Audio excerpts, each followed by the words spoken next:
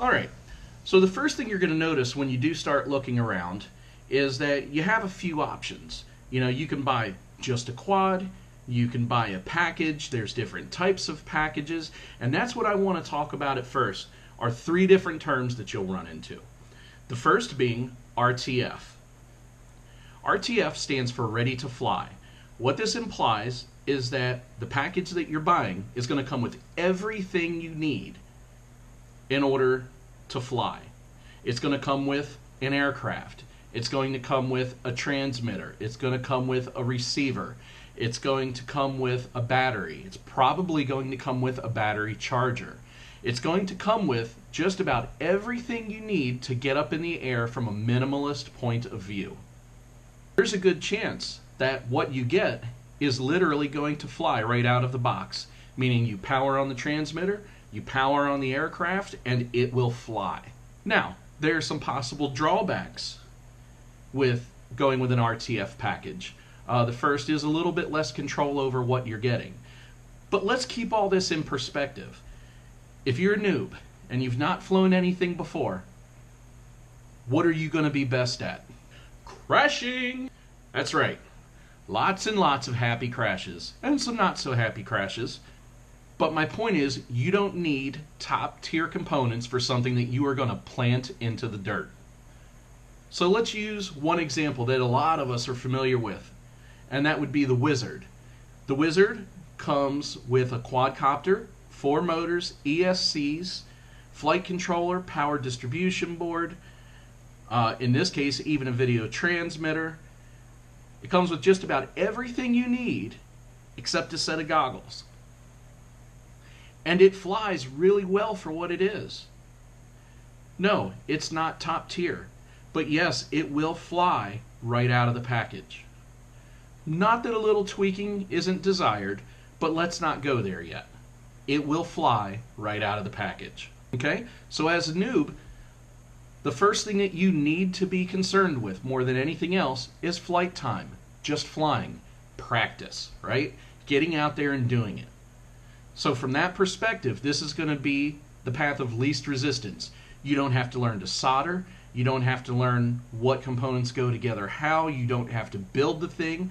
All you have to do is unpackage it and fly it. The next item I want to talk about is one step down from RTF, and that's BNF, which stands for bind and fly. Now what this implies is that you have a transmitter. You have taken care of that part.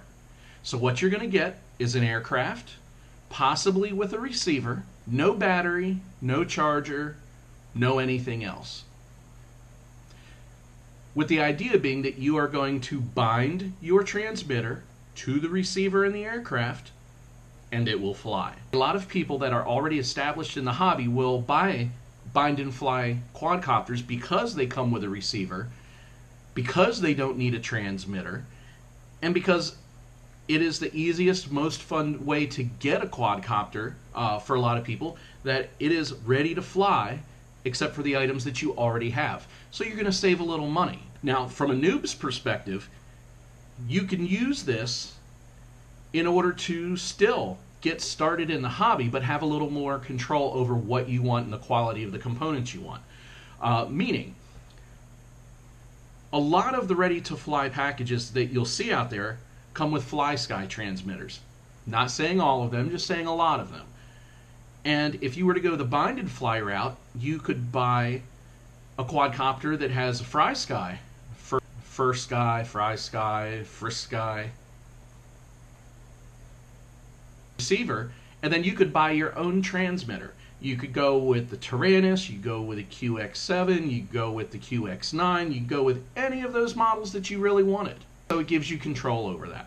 You can go and buy your own batteries. You can go CNHL, you can go straight to tattoo, you can go with anything in between. And even from a charging perspective, you can in some ways save money by going straight out and getting a nice charger. You know, $100 will do a lot for a charger that supports, you know, high amp charging, parallel boards right out of the box, maybe even multiple batteries or multiple banks of batteries, you know, having chargers on both sides. And so you can still get a quadcopter or an aircraft ready to fly, all in one package, put together, fully assembled, that just needs to be bound to a transmitter. Easy peasy. The best configuration you can get is called ARF, or almost ready to fly. With this, you're going to get an aircraft. Yep, that's pretty much it.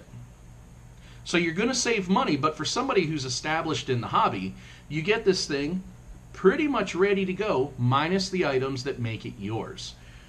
The receiver, the batteries, it's pretty much ready to go, with the exception of all the things that really make it yours, with the idea that you're providing all that stuff. You already have that stuff.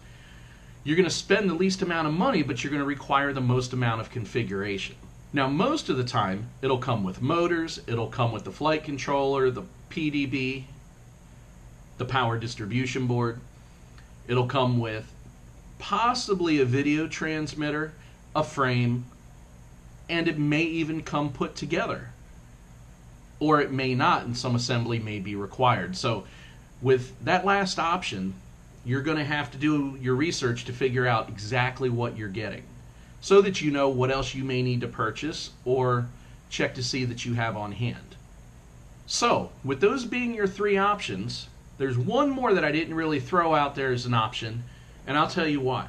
That fourth option would be custom, meaning you're going to buy a frame of your liking, you're going to buy the ESCs you want, you're going to buy the flight controller, you're going to buy the video transmitter, you're going to buy some spools of wire, you're going to buy some solder, some flux, you're going to buy a soldering iron, you're going to buy all these things because you're going to need them if you go that route. And you're going to build a fully custom rig. Now, most people that are new into this don't want to go that route. You want to get in the air, you want to get there as fast as possible, and you don't want to worry about putting these components together and putting them together right and hoping that you don't smoke something or burn something up. You want to get out there and fly. And that's why, to me, I don't think that custom is the best option for a newbie. I'm not saying it's wrong, and it's not bad, and these are skills that you're going to get along the way anyway.